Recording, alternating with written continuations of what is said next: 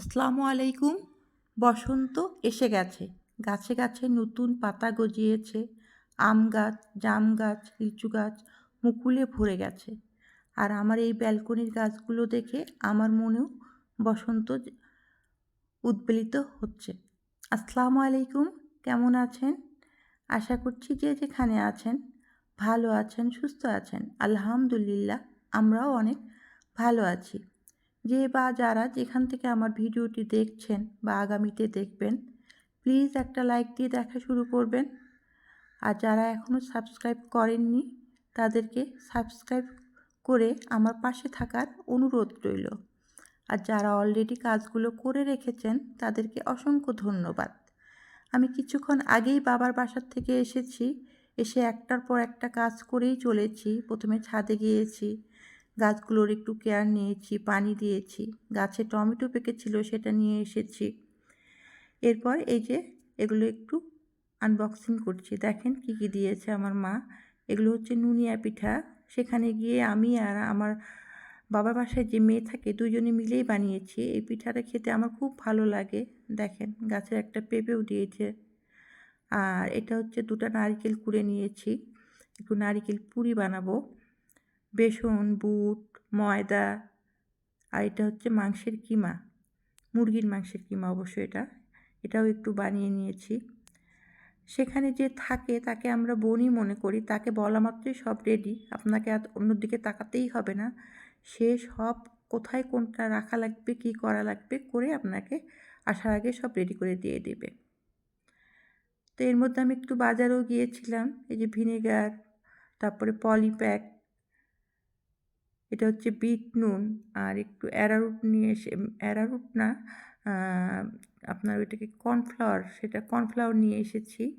আমি যেহেতু একটু টমেটো সস বানাবো এগুলো লাগবে তাই নিয়ে এসেছি। আর আচারও বানাবো। আচারে বিট নুনটা নিলে খুব ভালো লাগে, আচারের টেস্ট খুব সুন্দর আসে। আমি 2 দিন পর যখন পার্মানেন্ট এই বাসায় আসবো তখন অনেক কিছুই একটু ফ্রোজেন করার চেষ্টা করব আর আপনাদের সাথে শেয়ার করব ইনশাল্লাহ। আমি ওভাবে কিছুই করতে পারিনি যেহেতু বাসায় ছিলাম না। আজ আমার টার্গেট আছে আমি বেডরুমের ফ্যান আর জানালাটা ডিপ ক্লিন করব। যেহেতু সামনে পবিত্র রমজান মাস, সিয়াম সাধনার মাস, তারপরেই ঈদ, তখন যেন এগুলোতে হাত না দিতে হয়। আর আমরা যেন রমজান মাসের যে নিয়মগুলো আছে, নামাজ, রোজা, সব কিছু যেন সুন্দরভাবে করতে পারি। মানে সিয়াম মানে হচ্ছে আপনাকে সব কিছু যেগুলো খারাপ সেগুলো ত্যাগ করার চেষ্টা করতে হবে। মিথ্যে কথা বলা, অপরকে দুঃখ দেওয়া, আপনার ইবাদত বন্দেগী এর মধ্যেই থাকার চেষ্টা করতে হবে আর কি।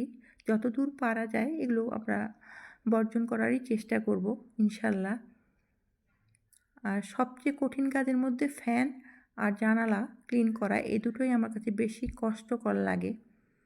এর মধ্যে কিন্তু আমি অফ ক্যামেরায় প্রেশার কুকারে মাংস বসিয়ে দিয়েছি। সবচেয়ে সহজ রান্না, যেটা 2টা শিস দেওয়ার পরে একটু কষিয়ে নিলেই হয়ে যাবে। আর আমি যে স্প্রেটা করলাম সেটা বাসায় বানিয়েছি। ভিনেগার, লেবু, লিকুইড ডিটারজেন্ট আর কিছুটা সোডা দিয়ে। এটা একটু বেশি পরিমাণে আমি এখন বানিয়ে রাখি, যখন তখন প্রয়োজনে ব্যবহার করতে পারি আর কি। ওই একই লিকুইড দিয়েই আমি জানালাও ক্লিন করব। তো স্প্রে করার পর কিছুক্ষণ রেখে দেই যাতে ময়লাগুলো নরম হয়ে যায়। তাহলে হয় কি, 2-1 বার ঘষা দিলেই ময়লাটা উঠে আসে আর কষ্ট করতে হয় না বেশি। তারপরেও অনেক সময় লেগে যায়। আপনারা ক্যামেরাতে যতটুকু সময় দেখেন ততটুকু মোটেও না। কারণ একটা জিনিস ক্লিয়ার করতে গেলে যেন সব কিছু সুন্দরভাবে পরিষ্কার হয় সেই চেষ্টাই করি। মানে উপর থেকে নিচ পর্যন্ত সব। ফ্যানের যে উপরে স্ট্যান্ডটা দেখছেন সেটাও আমি ঝুলঝাড়া যে ঝাড়ু আছে সেটা দিয়ে ভালো করে পরিষ্কার করেছি। স্প্রে করার কিছুক্ষণ পর এই যে ভিজা কাপড় দিয়ে মুছতে আসলাম, মুছে নিচ্ছি। জানলার যেহেতু 2টা পার্ট, আবার এই যে গ্রিলগুলো আছে এটা দিয়ে জানলাটা পরিষ্কার করতে খুব সমস্যা হয়। মানে এক একটা অংশ দিয়ে আবার নিচে আসতে হয়, আবার নিচে আসতে হয়, এভাবে আর কি। একভাবে হয় না, হাতটা এপাশ ওপাশ করে করে পরিষ্কার করতে হয়।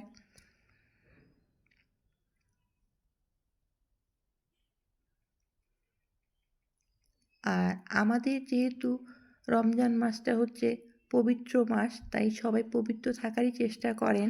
ঘরবাড়ি সব কিছু পরিষ্কার করে নেওয়ার চেষ্টা করেন একে একে। আমি আজকে তারই ধারাবাহিকতায় বেডরুমটাই ক্লিন করে নিচ্ছি। এরপর একে একে অন্য রুমগুলোও ক্লিন করব।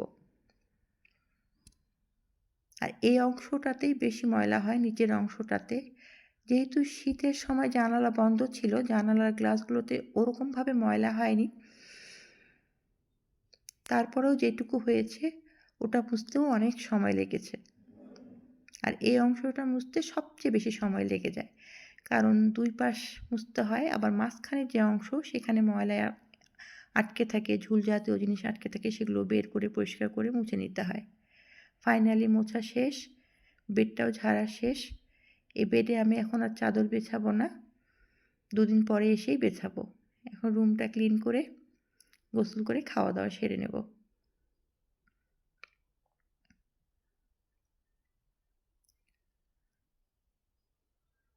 গোসল করার পর নামাজ পড়েছি, নামাজ পড়ে এই যে খেতে আসলাম।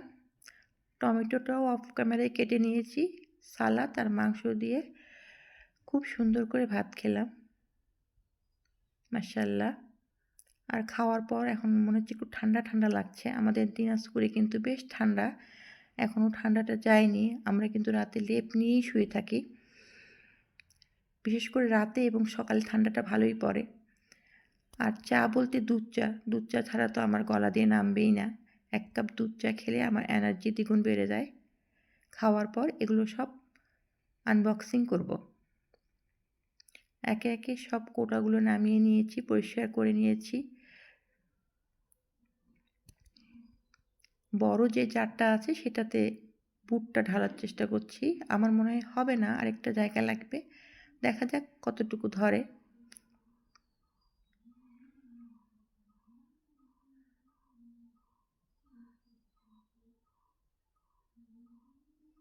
এটা হচ্ছে বেসন, বেসনটা পরে এসে আমি ঝেড়ে নেব ভালো করে। একে একে এইভাবে সাজিয়ে রাখলাম। জানি না এটা এখানেই থাকবে কি না, পরবর্তীতে আবার চেঞ্জ করব হয়তো বা, কারণ আমি জিনিস চেঞ্জ করতে এখানে ওখানে রাখতে খুবই পছন্দ করি। মানে আমার গোছানোটা একবারে হয় না। আর বাকি যেগুলো ছিল সেগুলো একটা বড় কন্টেনারে এভাবে রেখে দিলাম। আজ ভিডিওটা এই পর্যন্তই রাখছি। সবাই ভালো থাকবেন, সুস্থ থাকবেন। আসসালামু আলাইকুম।